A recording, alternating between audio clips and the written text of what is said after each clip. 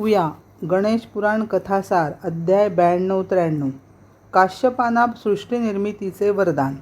ब्रह्मदेव व्यासांना म्हणाले, हे मुने, प्रलय काळानंतर गणपतीच्या आदेशानुसार मी सृष्टीनिर्मितीस प्रारंभ केला. मी संकल्पाने सर्वप्रथम सप्तर्षींना उत्पन्न केले. त्यांची नावे अशी: काश्यप, गौतम, जमदग्नी, वसिष्ठ, भरद्वाज, अत्री आणि विश्वामित्र. हे सर्व ऋषी माझे मानसपुत्र होते. ते महाज्ञानी होते. मी त्यांना सृष्टीनिर्मितीत सहाय्य करण्यास सांगितले. माझ्या सूचनेनुसार कश्यपाने 1000 वर्षे एकाक्षर मंत्राचा जप केला. त्यामुळे प्रसन्न झालेल्या गणपतीने त्यास वर मागण्यास सांगितले. कश्यप म्हणाला, देवा, मला तुझ्यासारखा एक पुत्र व्हावा आणि सृष्टीनिर्मितीच्या कार्यात सहाय्यभूत होण्यासाठी आवश्यक असलेले नैपुण्य, सामर्थ्य व संपन्नता प्राप्त व्हावी.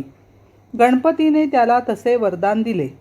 कश्यपाला दिती, आदिती, दनू, कद्रू, विनिता अशा 14 स्त्रिया होत्या. दितीपासून दैत्य निर्माण झाले.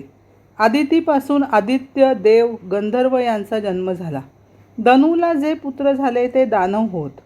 अन्य स्त्रियांपासून यक्ष, किन्नर, राक्षस, सिद्ध, चारण, गुह्यक, पृथ्वी, पर्वत, नद्या, समुद्र, वृक्ष, वेली, पशु, पक्षी, धान्य, रत्ने, माणके, मोती, धातू, कृमी, कीटक, सर्प यांची उत्पत्ती झाली.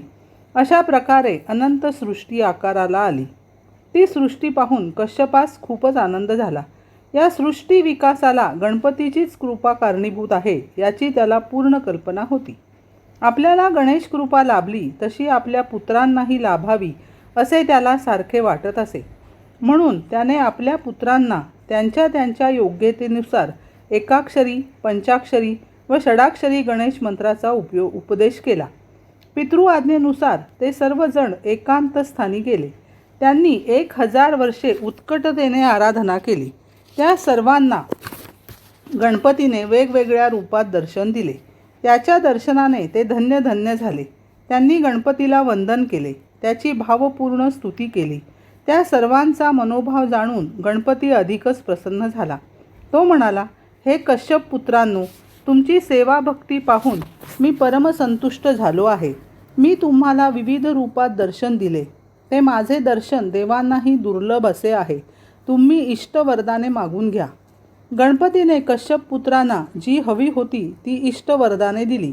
तो पुढे म्हणाला, तुम्ही ज्या स्तोत्राने माझे स्मरण केलेत त्या स्तोत्राचे त्रिकाळ पठण केल्याने उपासकाच्या सर्व विघ्नांचे निरसन होईल. त्याला सर्व कार्यात यश मिळेल. विद्यार्थी विद्या संपन्न होईल. पुत्राची इच्छा असणाऱ्यांना पुत्र होईल. जो कोणी या स्तोत्राचे 21 वेळा पठण करील त्याचे सर्व मनोरथ पूर्ण होतील. कश्यपाच्या पुत्रांनी आपल्या तपश्चर्याच्या ठिकाणी गणेश मूर्तीची प्राणप्रतिष्ठा करून रत्नखचित मंदिरे बांधली. ते गणपती विविध नावांनी प्रसिद्ध झाले.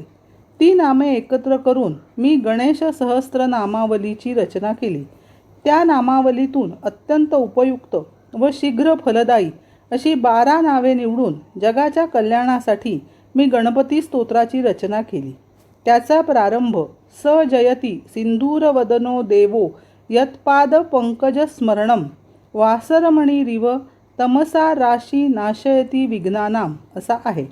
अभ्यास करताना, विवाहप्रसंगी, संकटसमयी या स्तोत्राचा पाठ केल्याने गणपतीच्या कृपेने सर्व बाधांचे निवारण होऊन कार्यात सफलता मिळते. हा सर्व कथाभाग सांगून भृगु ऋषी सोमकांताला म्हणाले, राजा, ब्रह्मदेवाने व्यासांना जे गणेश पुराण सांगितले त्याचा हा पहिला भाग मी तुला कथन केला. या भागाला उपासना खंड असे म्हणतात. गणेश पुराणाचा जो उर्वरित भाग आहे त्याला क्रीडाखंड म्हणतात. तो भागही तुला श्रवण करायचा आहे का? सोमकांत म्हणाला, ऋषीवर्य, तुमच्याकडून श्री गणेश पुराण ऐकायला मिळणे ही माझ्यासाठी थोर पर्वणी आहे. गणपतीचे महात्म्य कितीही श्रवण केले तरी मनाचे समाधान होत नाही. आपण मला क्रीडाखंडासहित संपूर्ण पुराण सांगण्याची कृपा करावी. भृगूंना परमसंतोष वाटला. राजाच्या जिज्ञासेचे आणि भक्तीचे त्यांना कौतुक वाटले. नैमिषारण्यातील यज्ञसत्रात महामुनी सूत शौनकादी ऋषींना गणेश पुराण सांगत आहेत. ते श्रोत्यांना उद्देशून म्हणाले, विद्वज्जन हो, भृगु ऋषींनी सोमकांताला सांगितलेले गणेश पुराण अत्यंत प्रासादिक असून जो कोणी याचे श्रद्धाभक्तीने श्रवण पठण करील त्याची सर्व संकटे नष्ट होऊन तो सुखी होईल. अशा रीतीने उपासनाखंड समाप्त झाला.